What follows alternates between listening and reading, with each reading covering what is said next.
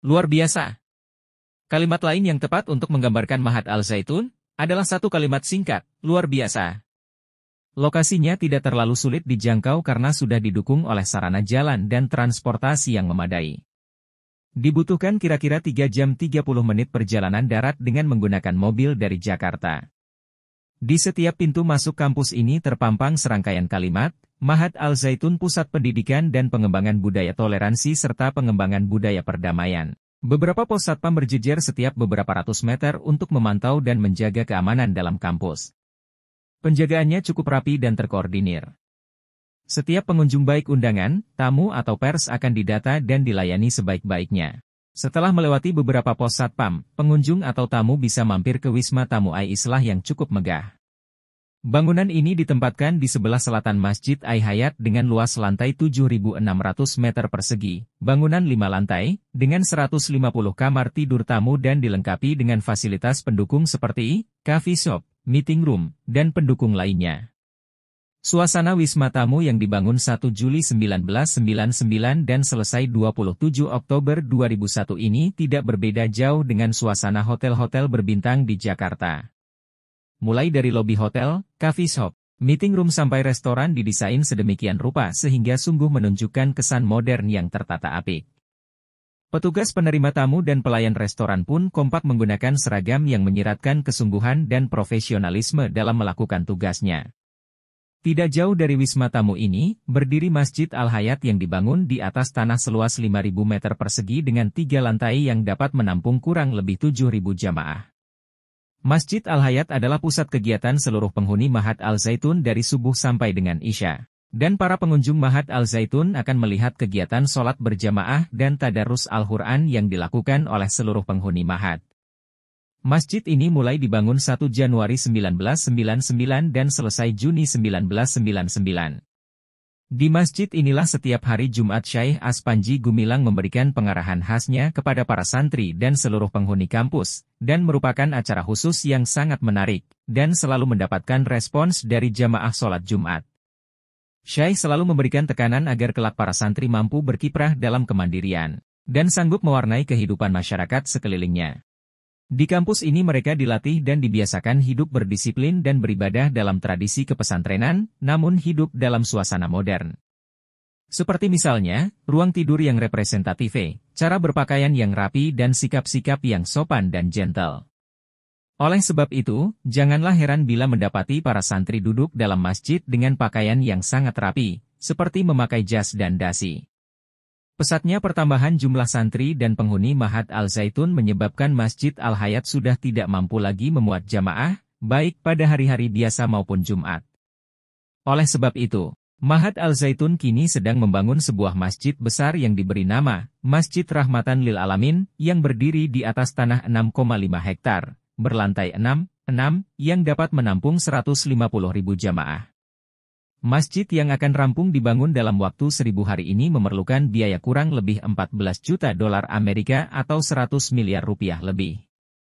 Menurut rencana, setelah Masjid Rahmatan Lil Alamin digunakan, Masjid Al-Hayat akan difungsikan untuk perpustakaan Mahat Al Zaitun. Semua bangunan di Mahat Al Zaitun, gedung seperti asrama, masjid dan sebagainya, menggunakan konstruksi baja. Khusus untuk keperluan ini Mahat Al Zaitun memiliki pabrik pengolahan besi dan beton. Semua proses pengadukan semen, persiapan kerangka bangunan dan sebagainya dikerjakan dan diusahakan secara mandiri di pabrik ini. Fasilitas pendidikan. Decak kagum dan perasaan terkesan semakin kuat ketika mengunjungi gedung pembelajaran dan asrama para santri.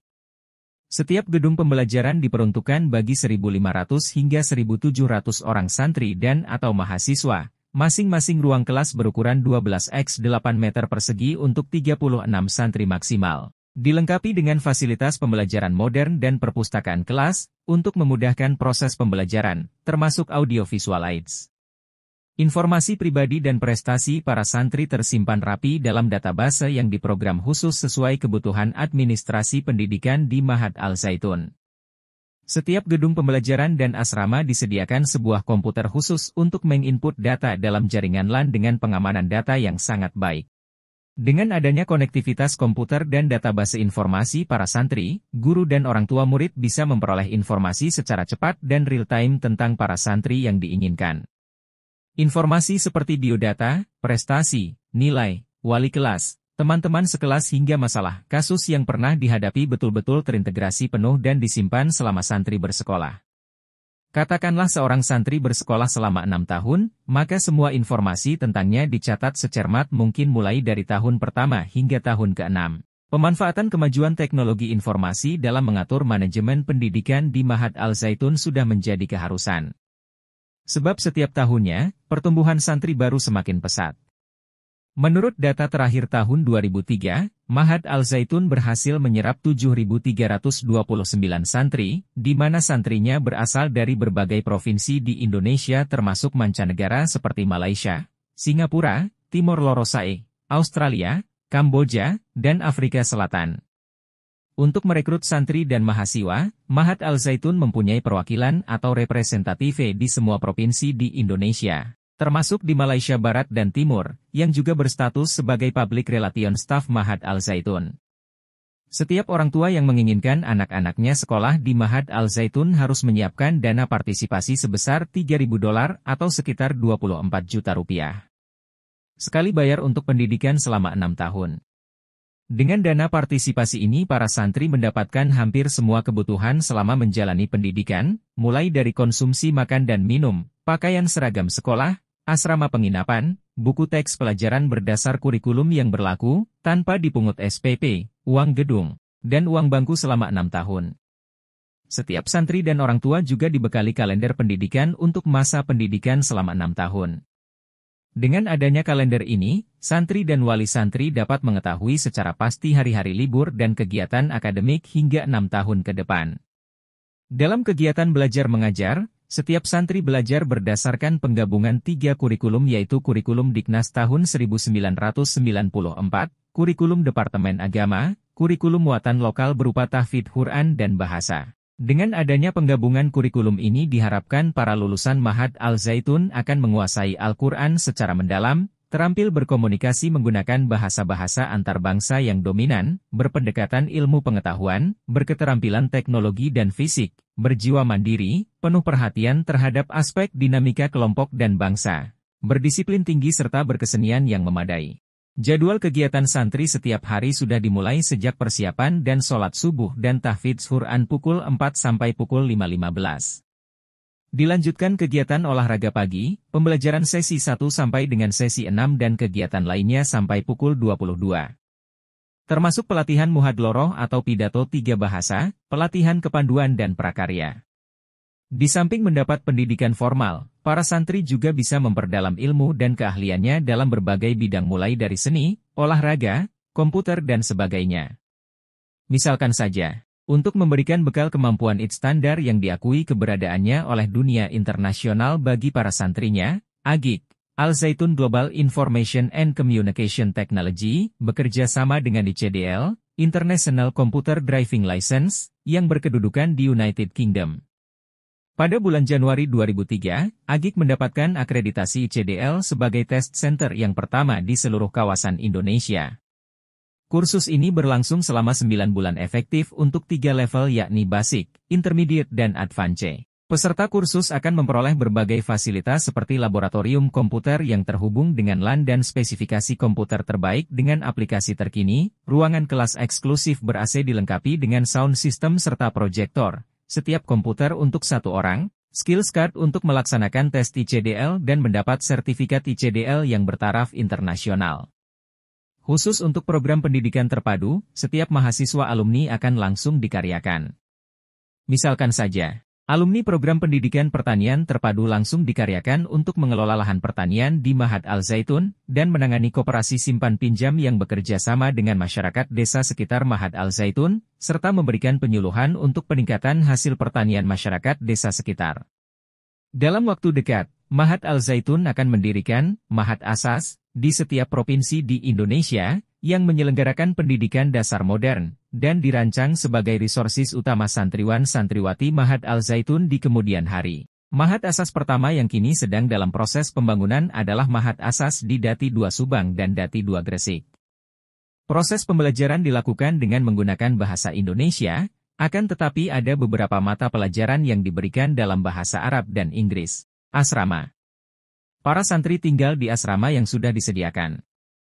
Pada setiap gedung asrama terdapat 170 ruang berukuran 72 meter persegi yang dihuni oleh 10 orang santri atau santriwati atau mahasiswa. Ruangan ini dilengkapi dengan almari pakaian, meja meeting, tempat tidur beserta kasur dari bahan pilihan untuk 10 orang, kamar mandi dan toilet 3 unit, perpustakaan kamar berisi buku-buku wajib.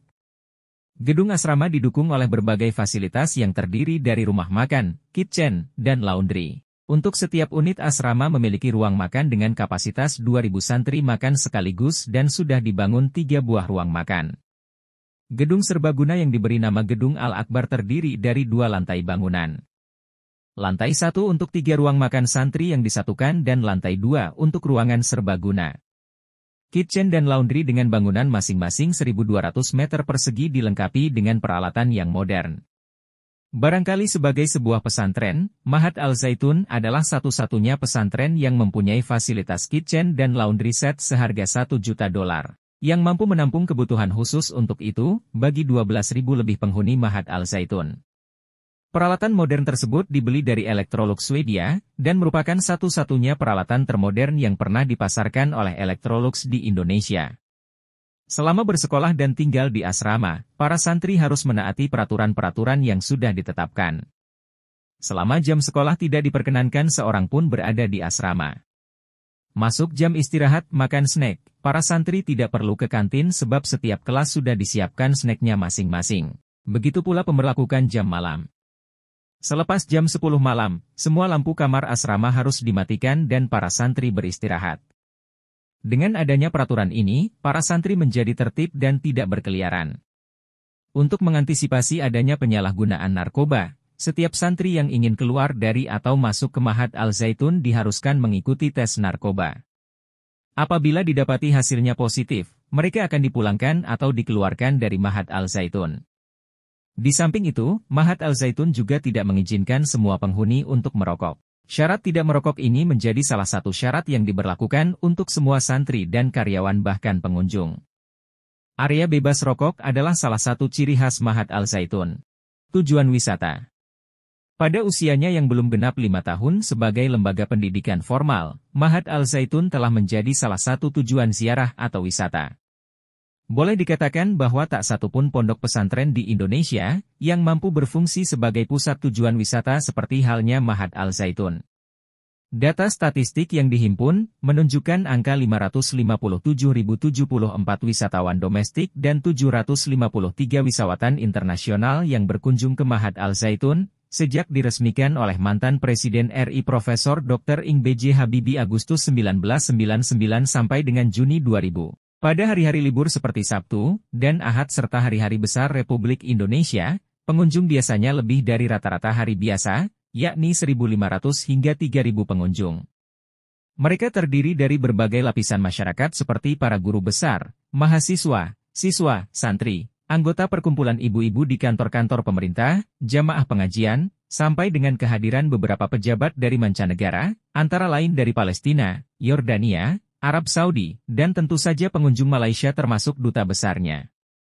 Termasuk di dalamnya berbagai tokoh nasional baik sipil maupun militer. Misalnya Abdullah Mahmud Hendro Priyono, Adi Sasono, para tokoh mantan pejabat Orde Baru, misalnya Haji Harmoko, Jenderal Syarwan Hamid, Dr. Saadillah Mursid, Dr. Hayono Suyono, Haji Ismail Saleh, Insinyur Akbar Tanjung dan beberapa tokoh Golkar lainnya.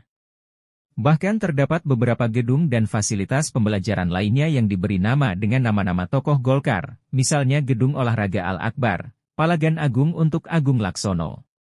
Kontribusi Mahat Al-Zaitun terhadap masyarakat Desa Mekarjaya juga menjadi prioritas utama. Antara lain dengan membangun Balai Desa Mekarjaya, membangun jalan dengan kualitas yang sama dengan yang ada di dalam kampus sepanjang 5 km, dan penertiban administrasi pemerintahan Desa Mekarjaya. Di samping itu, Mahat setiap bulan memberikan sumbangsihnya kepada negara berupa pajak PPN setidaknya sejumlah antara 1 sampai 2 miliar rupiah.